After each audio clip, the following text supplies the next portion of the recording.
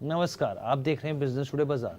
Vodafone idea के दिन क्या जल्द बदलने वाले हैं? दरअसल जिस खबर का निवेशक लंबे समय से इंतजार कर रहे थे वो खबर आ गई है।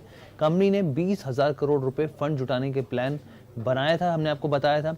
अगर आपने वोडाफोन आइडिया लिमिटेड के शेयर्स खरीदे हुए हैं तो ये आपके लिए समझना बहुत जरूरी है कि इस फैसले का असर कंपनी और शेयर पर किस तरीके के हो सकता है। देखिए, वोडाफोन आइडिया के शेयर होल्डर्स ने कंपनी को 20,000 करोड़ रुपए जुटाने के प्रस्ताव को मंजूरी दे दी है। जी हाँ, शेयर होल्डर्स ने इस प्रस्ताव को पूरी तरीके से मंजूरी दे दी है।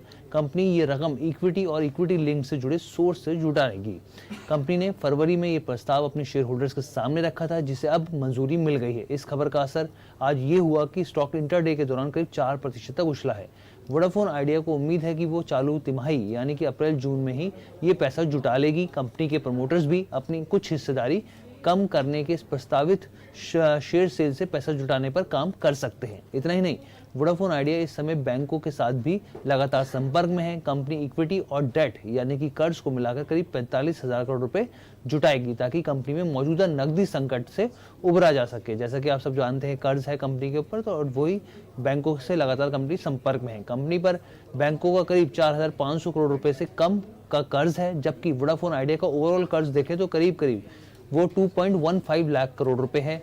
इसमें स्पेक्ट्रम पेमेंट का 1.38 लाख करोड़ रुपए और सरकार का एजीआर उधार जो है वो करीब 69,000 करोड़ रुपए है। इसके साथ ही कन्वर्टेबल डिवेंचर की बात करें तो वो 1,660 करोड़ रुपए बकाया है। अब यहाँ पर सवाल उठता है कि कंपनी इस फंड का करेगी क्या? तो इस फंड का इस्तेमाल कंपनी अपनी सर्विस को बेहतर बनाने के लिए करेगी। बीते 10 क्वार्टर के दौरान कंपनी ने अपने 4G सब्सक्राइबर की संख्या को सफलतापूर्वक बढ़ाया।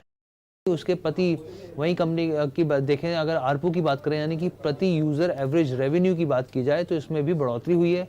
साल भर पहले कंपनी के 4G सब्सक्राइबर की संख्या करीब 12 करोड़ 16 लाख थी, जो कि अब बढ़कर 12 करोड़ 56 लाख हो गई है। कंपनी इस पैसे का इस्तेमाल 4G और 5G सर्विस को लागू करने के लिए इस्तेमाल करेगी।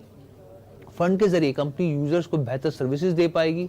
नुआवा इंस्टीट्यूशनल इक्विटीज की एक रिपोर्ट भी आई थी जिसके मुताबिक कहा गया है जिसमें कि भारतीय एयरटेल और जियो ने 5,000 से ज्यादा शहरों और टाउन में 5G लागू किया है। ऐसे में वोडाफोन आइडिया को 5G लाने और 4G नेटवर्क को अपग्रेड करने के लिए तत्काल कैपिटल एक्सपेंडिचर की जरूरत है। अब जिस तरीके से यहाँ पर मंजूरी मिलती हुई दिख रही है, उसका असर यहाँ पर इस फंड का इस्तेमाल कंपनी यहाँ पर 4G और 5G के एक्सपेंशन पे करेगी, 5G को लॉन्च करने में करेगी। और इसका असर आने वाले दिनों में कैसा होगा स्टॉक पर, ये हम आपको बताएंगे। लेकिन फिलहाल के लिए आपको एक कैसी खबर लगी आप हमें कमेंट करके जरूर बताइएगा। बिजनेस टुडे बाजार के साथ जुड़ने के लिए बहुत बहुत धन्यवाद।